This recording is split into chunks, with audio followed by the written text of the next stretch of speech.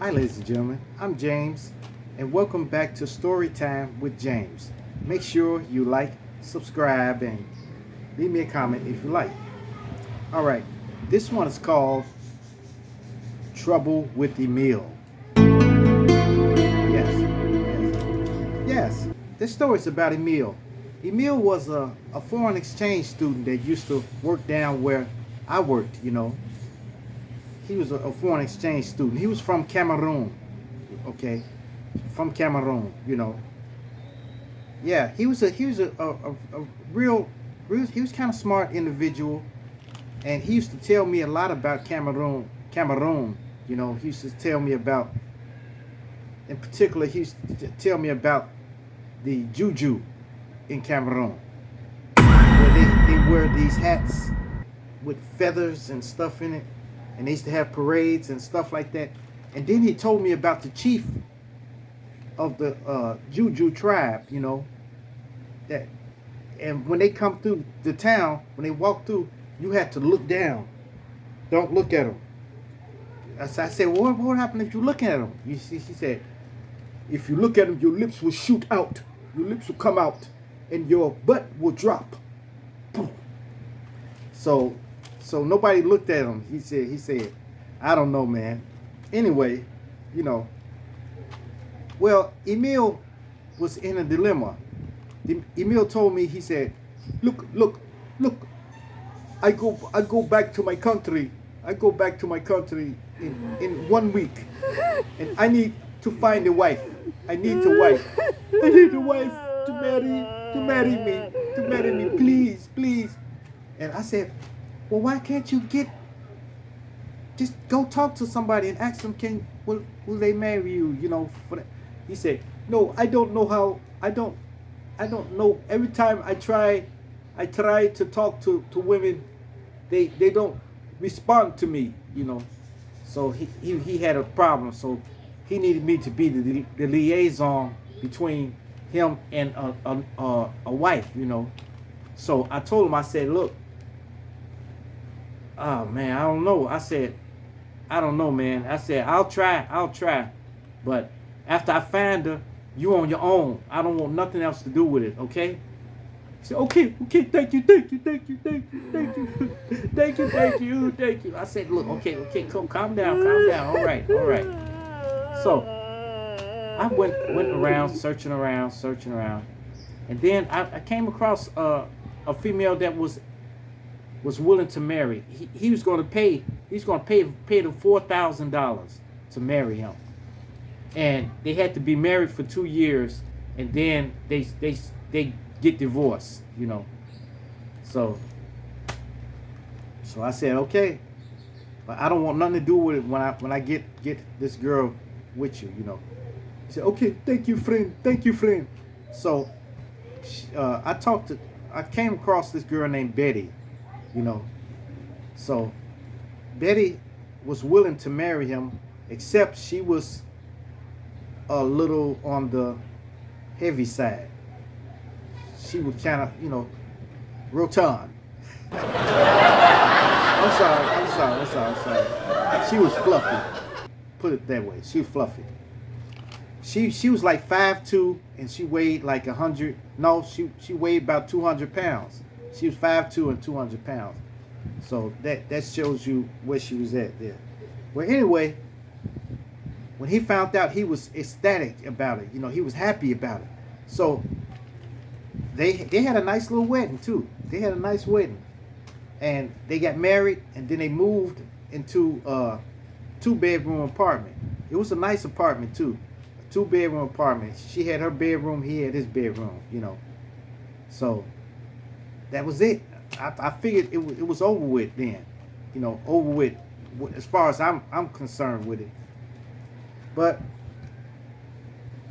so they stayed like that for like maybe 1 year already had passed. Then all of a sudden, Emil came to me upset. He said, what is wrong with this girl? What is wrong with her? I said, hey, ho, calm down.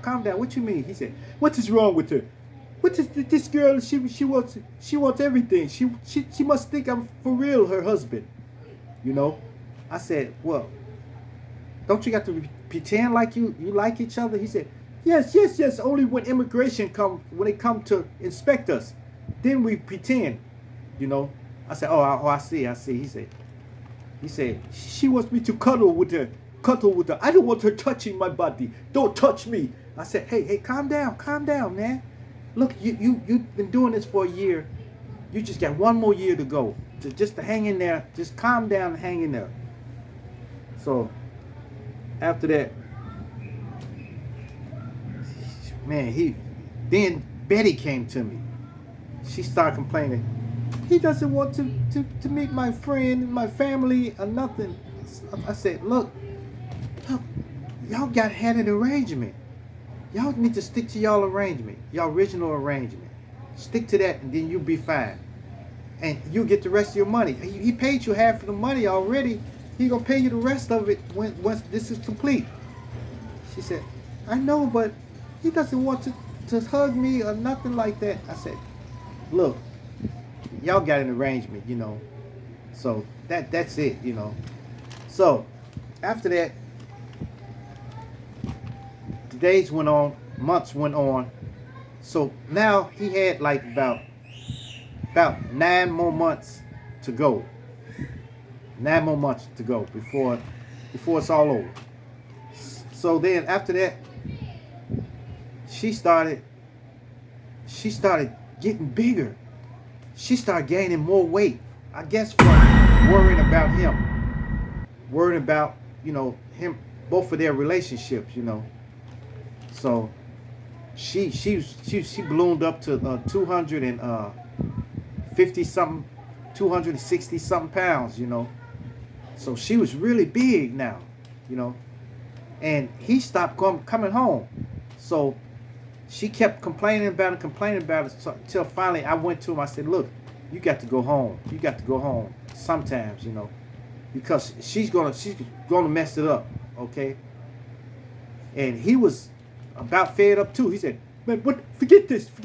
I just forget it. I guess I'll find someone else to marry.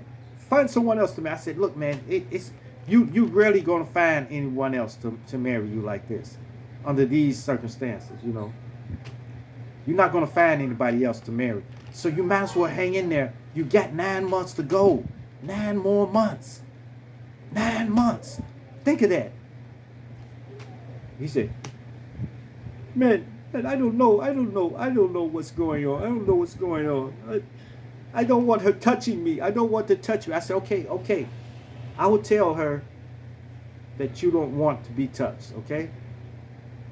But y'all could live in peace, you know. Live together in peace, you know. Try to live together in peace. He said, okay. Whew. So that was over with. So after that, days went on again. Then finally, he came to me. He said, what's wrong with this woman? What is wrong with this woman? I swear I can't take it. I can't take it anymore. I said, what's wrong? He said, she tried to come into my bedroom. I'm telling you, I can't take this. So, oh my goodness, man.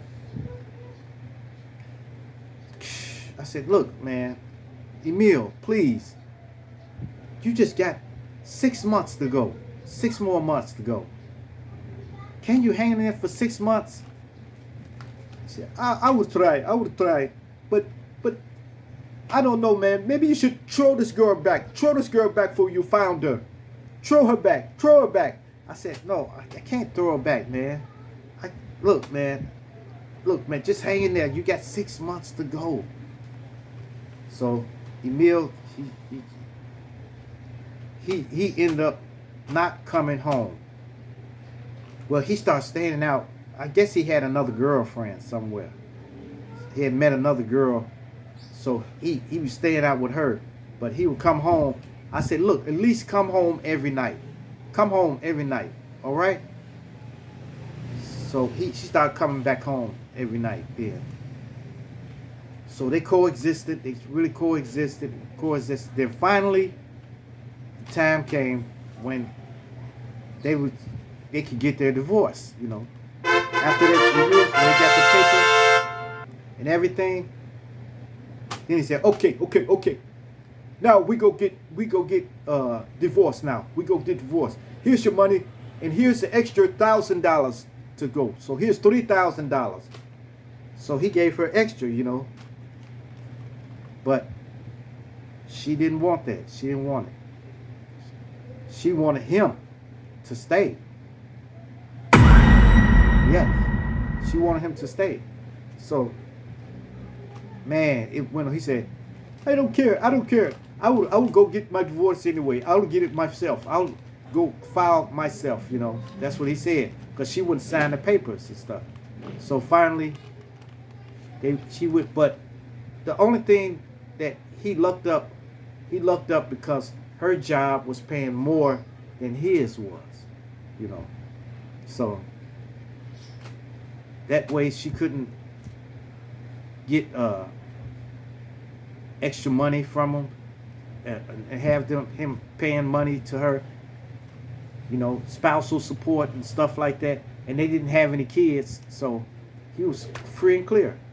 So finally, after a year, after that year when he filed for divorce, that was it, and the divorce was finally final. So he was out of there, and he went off, you know. He went off somewhere. And Betty, she ended up, I don't know, man. She still was, I think she ended up marrying, she ended up finding a guy. And she kind of lived with the guy for a while. He left her the apartment too. He let her stay in the apartment. Once he said he wanted his divorce, he left the apartment, you know. So that was it. So she got an apartment, and she got $5,000 out of him, you know. So that was cool, you know. But since then, Emil has went back to Cameroon. It's crazy. He did all of that for citizenship here, but he ended up back in Cameroon. But I guess he go back and forth. He comes to America, goes back to Cameroon, come back to America, you know. But he's doing well. He's doing well, you know. So I don't know. I guess they live happily ever after, I guess. Yes. Yeah. But I finally realized that I'll never do that again. Never be a matchmaker for anyone again.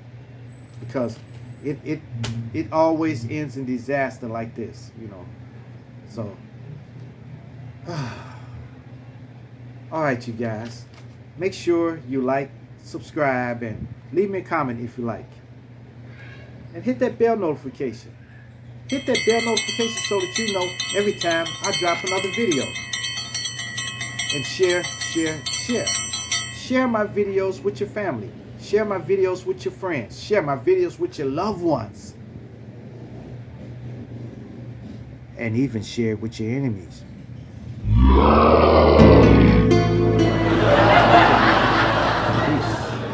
Adios. Salamat. Salamat.